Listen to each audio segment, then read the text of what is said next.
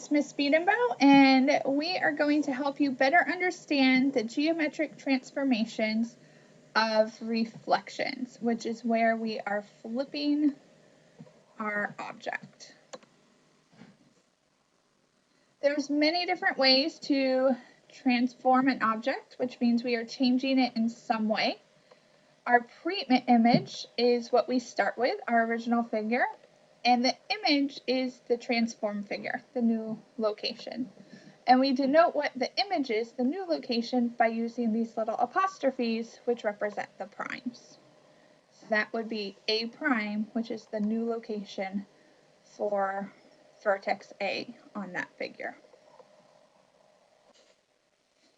A reflection is a transformation where the mirror image of a figure is shown directly opposite the line of reflection. There is no actual change in the shape or size. Since the shape and size are the exact same, the new image and the original pre-image are congruent. However, there will be a change in the orientation. For example, if we start on the right-hand side of our pre-image, we have point C. But when we look at the right-hand side of our new image, we actually have A prime. The reason being that it has been reflected over the y-axis here. There are several different lines that we can reflect over. There's actually infinite different lines, but we're going to just focus on a couple different types of reflections and the specific rules for finding where the image will be based on where the pre-image was. Here we're going to do a reflection across the x-axis. Remember, the x-axis is our horizontal axis, which would mean that our figure should end up somewhere in this area. But we need to find out specifically where, and we're going to do that using our rule. Our original point, x comma y, is going to be mapped to x comma negative y. So negative 5 comma negative 3, the x value is going to be the exact same, so negative 5. The y value is now going to become negative, so we have negative 3. The negative negative will end up canceling, so our A prime location is going to be negative 5, positive 3. We can go ahead and plot that on our coordinate grid. So we'll have negative 5, 1, 2, 3, 4, 5, but going up positive 3, 1, 2, 3, to that point. Now is a great time to go ahead and pause this video. Try to find the locations of B prime, C prime, and D prime on your own, and then restart it to check your answers. So hopefully you were able to find the correct location of all of those points. And once we connect them, you will see that we have successfully found the image of our quadrilateral A prime, B prime, C prime, D prime, based on reflecting it over the x-axis from the pre-image that was given. This reflection, we're going to reflect it across the y-axis, so our vertical axis.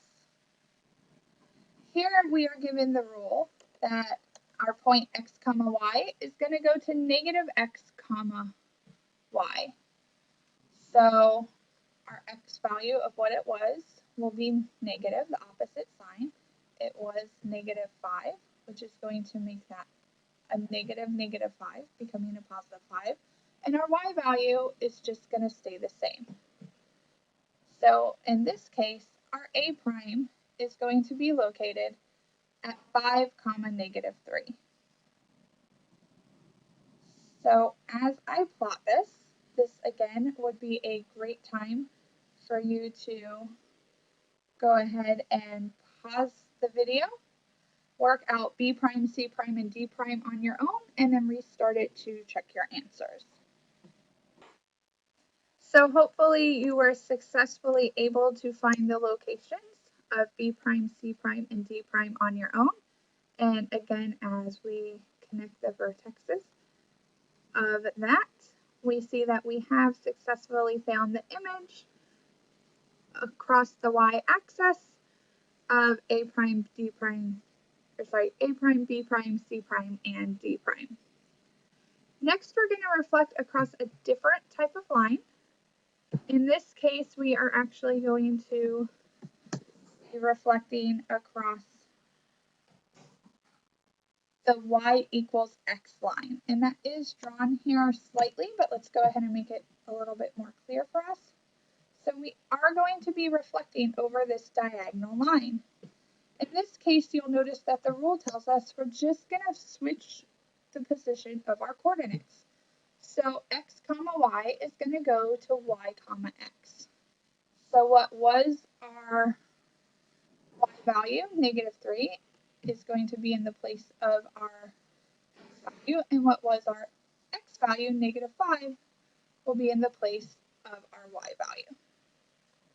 So A prime is going to be at -3, comma, -5.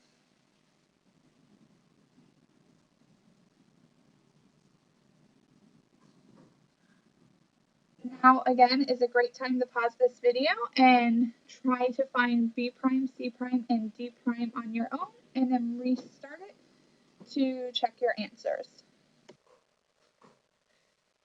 So here we have our B prime, C prime, and D prime locations. We can go ahead and connect those starting at A to B, B to C. Here it's a little bit more confusing to see which one connects to what, so just follow the order of the letters. C prime to D prime, and then D prime back to A prime. And if you notice, we do have the same shape that we started with. However, the orientation has definitely changed. It is still congruent, but all of those line segments have been moved around. And because our pre-image was really close to the line we're reflecting over, our image also results really close to that line. So these rules, as long as you have them in your notes, you can follow whenever you're given the appropriate reflection to be sure that you are finding the correct location of the image. And now you are able to reflect your different pre-images based on moving each individual line segment by moving each point individually, following the rules that you are given. I hope this has helped and that you now have a better understanding of reflections.